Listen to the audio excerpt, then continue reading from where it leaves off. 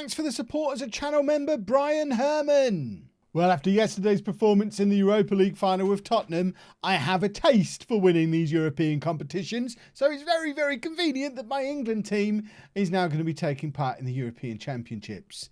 Worry not, those of you who don't like the international stuff, Spurs will be back soon.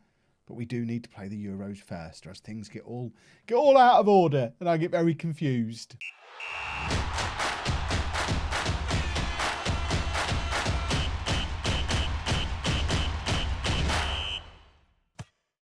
Hello and welcome to part 1 of Non-League to Legend European Championship Edition.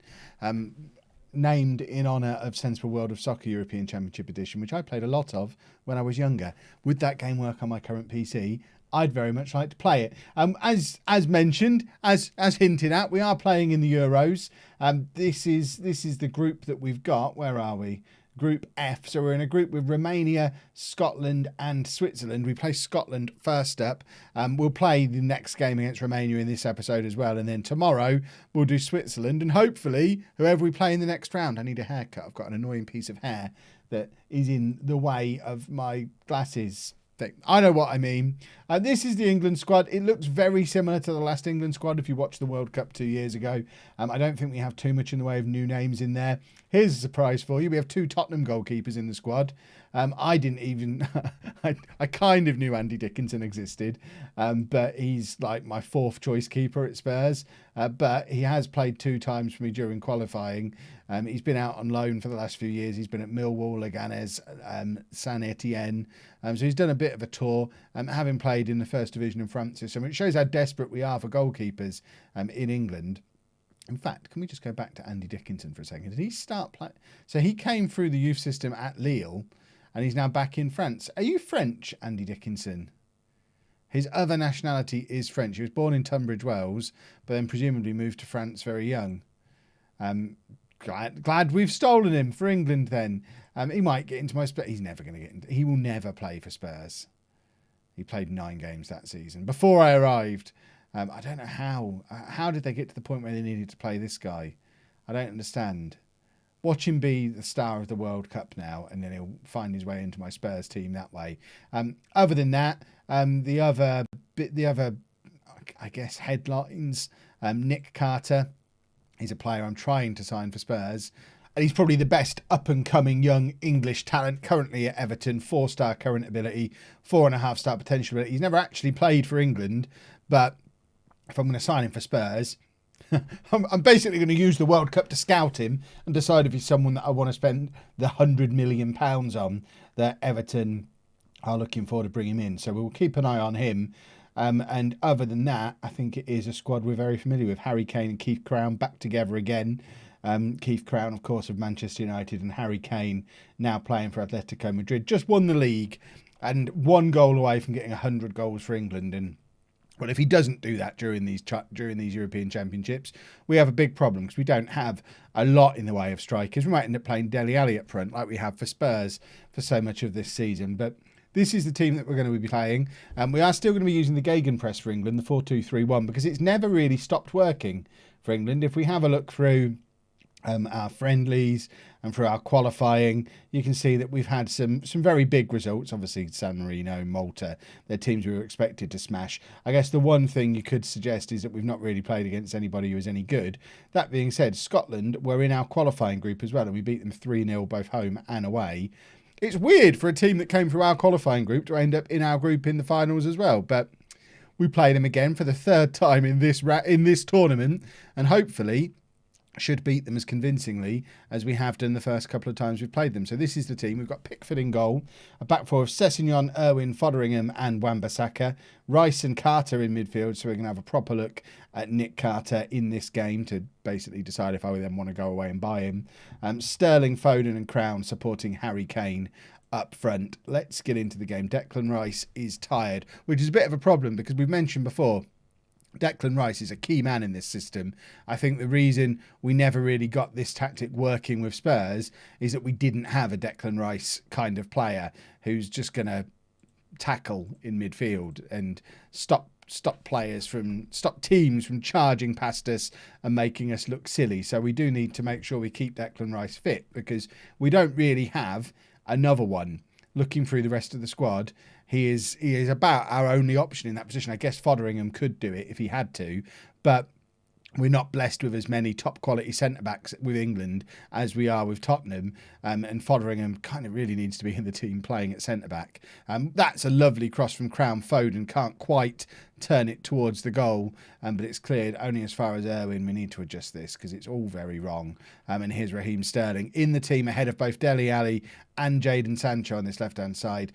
Ali, because he's old, and we've probably, arguably, you would say all three of those are better options than Dele Alli. Jadon Sancho, of course, missing out because I've fallen out with him because of the form he's shown for Spurs for the last year and a half.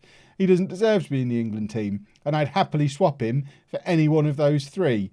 For Spurs, if anyone wants to make that offer, I'll take any of those, even like a 34-year-old Raheem Sterling, or however old he is now. Currently playing for Barcelona, I think. We'll double check that. That's certainly where he was last time I checked. 33-year-old Raheem Sterling playing for Barcelona. But as you can see, playing really rather well. He's one of the best players in the world.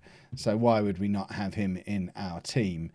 Keith Crown, how's he getting on at Manchester United? We've not really had a look at him recently.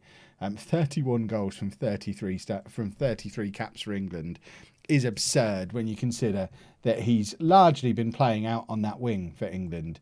Right, we need to go to a more positive mentality. And there is Keith Crown with number 32 from 34 now.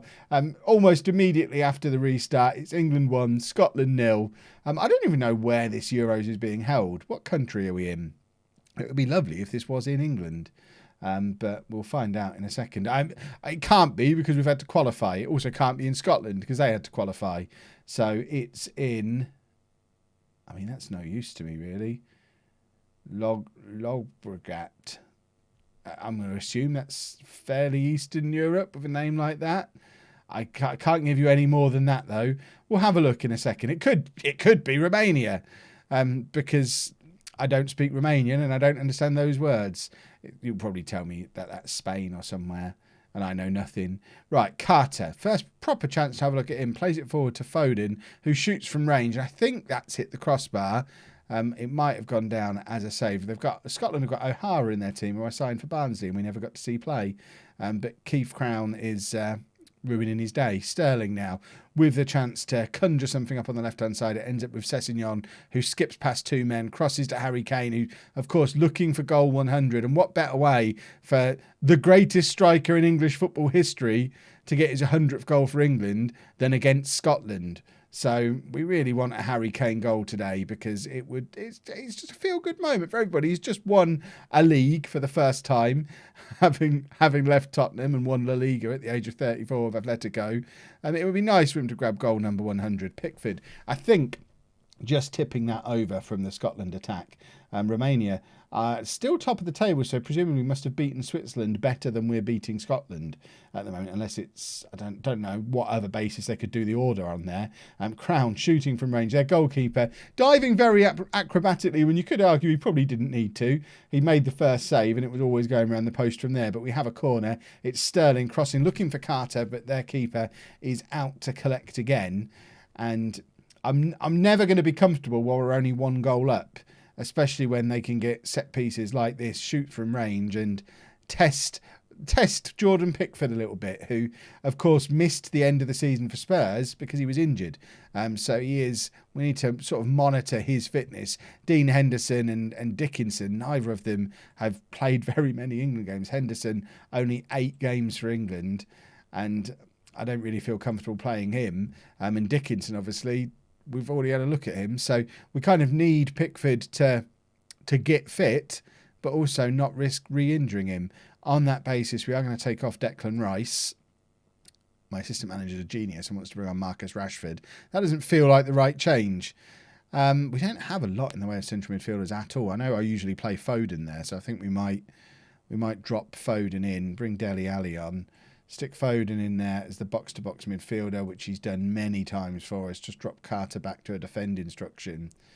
Maybe swap those two over, in fact, just so we've got Carter there covering Sessegnon a little bit as he charges forward. Foden can play there as the box-to-box midfielder.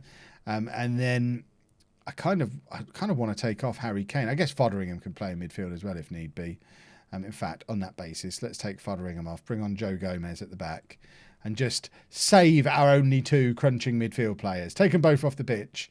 We're going to ask for a little bit of creativity because I would like a second goal just to calm me down a little bit. Crown with the free kick from out wide finds Dele Alli. It's down to Joe Gomez. He's been on the pitch about 5 minutes and has made it 2-0 to England and hopefully secured us an opening win here at the European Championship finals.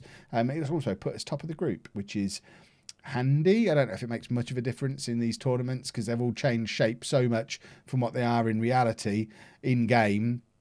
I guess it's where they're supposed to be going in reality, but there's so many groups in all these competitions and so many teams involved. I don't actually know how the draws for the subsequent rounds work anymore. Dele Alli looking to shoot from range. In fact, plays Crown in. Crown's there and getting very, very close to a goal a game for England, which when you've played more than 30 games, that's quite impressive, especially as someone who doesn't play as a striker. He's doing all of this from the wing as an inside forward.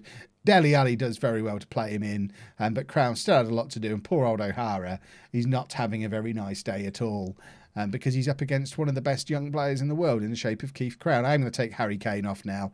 Old man Harry, because it would have been nice to have him score today, but it's not to be. So Marcus Rashford can come on and play up front. An elite winger on for an elite striker. We could have put Crown up front. We could have brought Jadon Sancho on. We could have put Dele Alli up front. We've got lots of options. We've got lots of players who can play up front. But Harry Kane really is the only out-and-out striker in the squad, which is a bit of a risk when he's 34 years old. But like I say, we've got plenty of goals in us. Crown from that right-hand side could easily move up front if he had to. So I'm not overly worried. And at 3-0 up, I think we are going to drop a little bit of praise. Of course, we beat Scotland 3-0 both times we played them in qualifying. So it's only right to beat them 3-0 again. We're obviously 3 goals better than Scotland. I think that's pretty clear based on the last 3 times we've played them. They're now going to try and disprove my theory by grabbing a goal here. But Jordan Pickford plucks the corner out of the sky comfortably and just looks to get things going again by throwing it out to Keith Crown, who, of course, is hunting for a hat-trick. He's running through the Scotland defenders as if they're not there. I don't know where Rashford was in all of that, because Crown had just come in field and was there on his own. Scotland now with the break. Pickford saves. Gomez clears. And if we couldn't get the Harry Kane 100th goal today, it would be nice to get Keith Crown his 34th goal, because that gets him to a goal a game, which is a very nice way to start a tournament.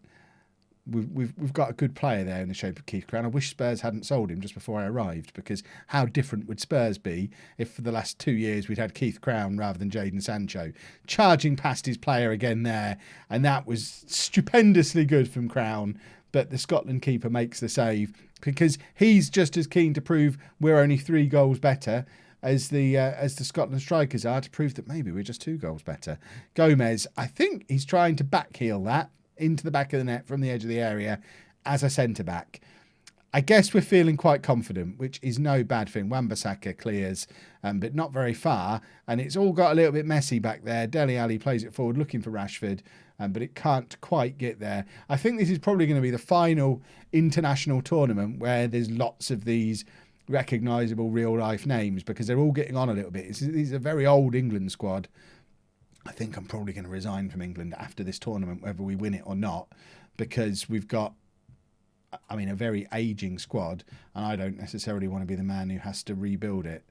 But sort of lots of players from 28 upwards that probably, like the likes of Kane and Sterling and Ali, they're not going to play in the next World Cup, presumably. But we've opened with a win. Let's go and see if we can get a second win. 2 changes then for the Romania game that, if we win, will see us through to the next round of the competition. Tomori comes in for Irwin at the back. They're central defensive partners for Chelsea, but obviously they're no Matt Fotheringham. So they have to take it in turns playing. They'll probably both play at some point when we have to no doubt move Fotheringham further forward, because Declan Rice, of course, tired, not match fit, and already on a yellow card, but he'll play further forward again today. Hudson-Odoi coming in for Sterling. As I look to try and spare the fitness of some of our old men. Harry Kane will miss the third group game, assuming we win today, just to try and keep his fitness levels up. But there's no reason for the likes of Kane and Sterling and any of our other old men, really, who are like Dele Alli, who's, again, not playing today. But Kane and Sterling are the big two who are old, but going to be very important for us if we are going to win this tournament. But there's no reason for either of them to play more than 2 group games, because hopefully they won't be needed. I have no idea how good Romania are likely to be, but I'd like to think Hudson-Odoi, who we sold from Spurs for, I think he went for like £100 million or something absurd, went to Barcelona for £86 million, where he's competing with Raheem Sterling there. So obviously, I guess they must be playing both of them. One of them must be playing on the right-hand side, because they've both played a lot of games this season. But I think Hudson-Odoi is a very adequate backup on that left-hand side. And Jadon Sancho just drifts further and further down the pecking order. He's suffering more than anyone from me being England manager and Spurs manager, because I loved him from the last World Cup. That's why we brought him to Spurs for so much money. I've spent 2 years slowly but surely falling out with him, and now he can't get in the England team, even though he's still only 28. Crown now charging through. What a pass for Harry Kane. And that pass deserved to be the pass that gave Harry Kane his 100th England goal, but it was not to be. But it's got to be coming. It's surely coming. But it didn't come there. And Fotheringham heads forward to Foden, who plays in Declan Rice, back to Tomori. Sessegnon very far forward on the left-hand side, as usual. Sessegnon with the cross, looking for Kane, can't find him. Hudson-Odoi picks up the scraps, and Carter and Rice just knock it between them in midfield before Rice plays it into Crown, who looked to flick on for Kane, but it can't quite get there. And now Romania have got the chance for a counter-attack. It turns out that we are in Spain, because I know this place. I've spent some time in Sevilla, but yeah, I'd never heard of the other place. You'll probably all tell me, Kev, that's where Real Madrid play. No idea. Romania are in again here and have scored. And this does cause a bit of a problem, because we're supposed to win the group comfortably. We're supposed to be able to rest Harry Kane in the next game. None of that really works if we don't beat Romania. Perhaps we're not as good as I think we are. I'm pretty confident, even now, I'm pretty confident that we're going to win the Euros. But if we can't beat Romania, my confidence might just drift back a little bit. We've gone more positive. We should still qualify from the group, because we should beat Switzerland, because Scotland are now beating Switzerland, or have beaten Switzerland earlier in the day. So we're pretty much already guaranteed a spot in the next round, because we'll beat Switzerland, and I doubt Scotland are going to beat Romania. If we can't beat Romania, that would be a bit of a pickle. But this has been a terrible first half. Come on, lads, show a bit of desire. Are we going to have to bring Raheem Sterling on, even though I promised I wouldn't? Or is this the opportunity for Jadon Sancho to save his career? Carter back to Fotheringham. Fotheringham across to Tomori, who I think was at fault for the goal, so he won't be in the next game, that's for sure. Unless, of course, he does really well in the second half. Sessegnon skips past his man, cross comes in, there is Crown, and there's another goal for Keith Crown, and it's immediately after half-time again. Romania won, England won, a third goal of the tournament now for Keith Crown, who is, I think, after me bigging him up a lot for the World Cup and him not quite delivering at the World Cup 2 years ago, I think Keith Crown, I think he's 24 years old now, has now decided to announce himself as England's best player. And I don't see how anyone could argue with that based on how we've seen him play in these 2 matches so far. Phil Foden's pulled his hamstring. That's a problem. We've got Dele Alli who can come on, which is a nice substitution to be able to make, but thinking selfishly as Dele Alli's club manager, at his age, I don't really want him playing loads of games in the World Cup, because I want him to be fit for next season. Foden, with a pulled hamstring, still just dancing around on the edge of our own penalty area. Sessegnon charging forward down this left-hand side. He's beaten one man. Can he beat another? Of course he can. He's Ryan Sessegnon. He's won a penalty. That was absolutely excellent. That's why he's the best left-back in the world. And we have a penalty, and it's going to be Harry Kane for his 100th goal for England. What a moment this could be if he can score it. Of course he's going to score. It's Harry Kane taking a penalty, for goodness sake. 100 goals for England now for Harry Kane. It's a record that will never be broken. Keith Crown already handing his beer to and the nearest person stood to him, because he's well on his way to catching him up. He's got 10 years on Harry Kane and he's already a third of the way there. But 100 goals for Kane is a stupendous achievement. And well done, Harry. That'll do. You can come off now. But not before Hudson-Odoi does. And I think I am finally going to give some game time to Jadon Sancho, because I feel like I'm being a little bit harsh on him. But he has been rubbish. He's been rubbish. Just rubbish. But perhaps playing for England and hanging out with players more closely linked to his quality, perhaps that's what he needs to just restart his career and make me rethink the tactics at Spurs, where at the moment my summer plan is very much abandoning playing with wingers altogether and just focusing fully in on the diamond for next year, which obviously Jadon Sancho isn't going to be part of at all. So he's in very real danger of being completely frozen out at Spurs. Right, I'm going to make a final change a little bit earlier than advertised, because I've noticed Keith Crown's fitness levels are dropping. I don't really want to bring Sterling on that right-hand side. Who can we bring on? Sacco can come on and play over there, because he could do with a little bit of match fitness, so he can come on and play on that right-hand side. I didn't want to bring Sterling on because I want to rest him. And if Kane's going to be resting for the next match, which is the plan at the moment, I don't want Crown. I kind of want Crown to be able to play, but I might have to rest Keith Crown as well.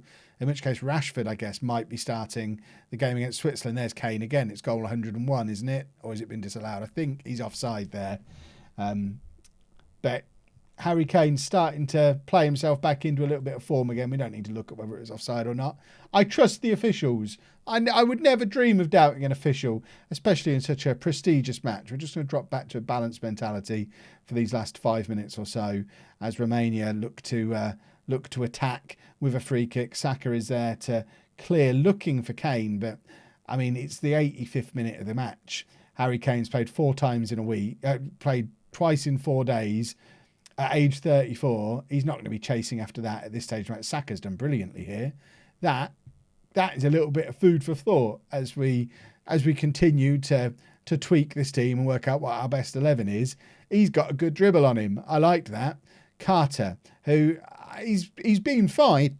I don't feel a reason to drop Carter, but at the same time, I'm not feeling an overwhelming urge to drop £100 million on him for Spurs either. So maybe we'll look elsewhere for our midfield options, but he's still got time. We could still sell a few players at Spurs and squeeze him in. No spoilers for the transfer special. That's a problem.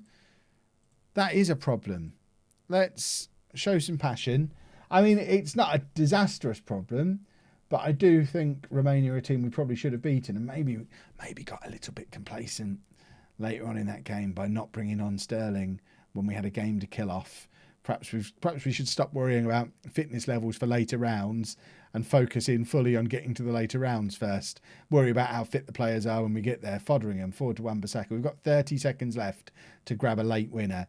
Carter, options ahead of him, finds Saka again, who we know can dribble. He's taken it past his man, but apparently he can't shoot. That's why he's an inverted winger and not an inside forward, because he's got all the dribbling, but not much in the way of end product is what we've learnt there. In amongst all these impressive stats, the one that is a little bit worrying is we've only had 1 clear-cut chance in the entire game, which is something we do need to improve on. I'm going to tell him that's not good enough. We'll still go through because we'll beat Switzerland, but we're making it a little bit harder than it needs to be. So we will need to beat Switzerland tomorrow, and then hopefully tomorrow, definitely Switzerland tomorrow, and then whoever we get in the next round as we continue to charge through the Euros, which, as confirmed, is hosted in Spain. I knew it all along. If you've enjoyed that, please make sure you leave a nice big thumbs up on there for me. Subscribe to the channel for daily Football Manager videos, and thank you very much for watching.